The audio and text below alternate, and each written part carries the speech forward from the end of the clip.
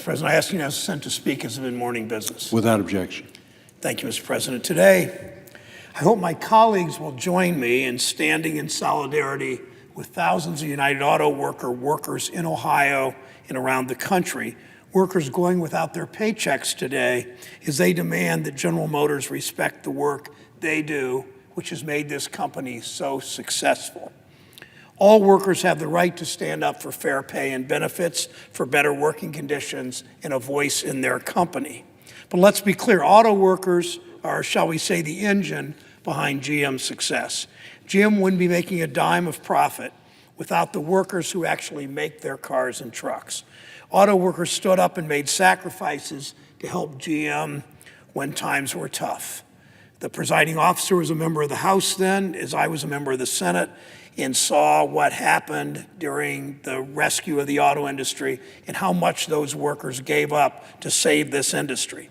We remember the depths of the recession. We remember when President Obama took office, 800,000 people were losing their jobs that first month, 700,000 the second month, until with the auto rescue, Senate Democrats and House Democrats with President Obama turned this economy around.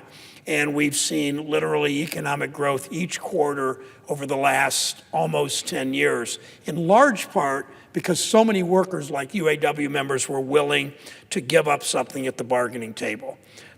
Some people said that, in some cases, clearly, some people in this town wanted to abandon that company.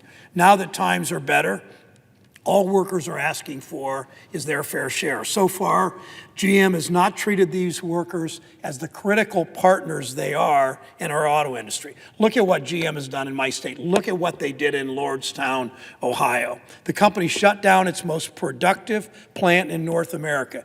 By GM's own measurements, the Lordstown plant near Youngstown, Ohio, where as recently as 2.5 years ago, back during the Obama administration, so 2.5 years ago, 4,500 workers were working there. And even though President Trump said, don't sell your homes, these jobs are coming back, they've been laid off. Hundreds of workers, 4,500 over the last couple of years. At the same time, GM announced they were going to build the Blazer, the Chevy Blazer in Mexico.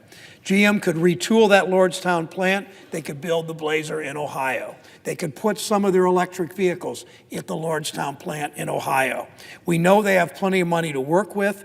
They earned higher than expected profits in the first quarter of this year. And President Trump, in his tax cuts for the rich, gave huge amounts of tax breaks to General Motors. Much of that money went to General Motors executives. All these workers are asking for is to share in those profits, to have a voice in their company. GM made the decision to close Lordstown and other plants around the country with no input from workers, the workers who earned those profits for that company. Now workers are standing up and fighting for increased investments in their local communities. I spoke this week with Gary Jones, the International President of United Auto Workers, about Lordstown, about bringing some of these jobs back. That's what they're trying to win at the bargaining table. We know that strikes are always a last resort for workers. My wife grew up in Ashtabula, Ohio. Her dad carried a union card, Utility Workers of America. He did maintenance for that plant for more than 30 years. Twice when she was growing up, they went on and strike. She knows, as workers know, they never get back what they lose in a strike. So when they strike, it's when their back's against the wall. The wife of one GM worker posted online this week, I can only pray this strike is short. These workers want to do their jobs. They want to work. They don't want to be in the picket lines. They want to reach a solution that honors their work. GM needs to agree to a contract that honors the dignity of work, and recognizes auto workers, the communities and the families who are affected by this, who all help drive the success of the auto industry in Ohio and across the country.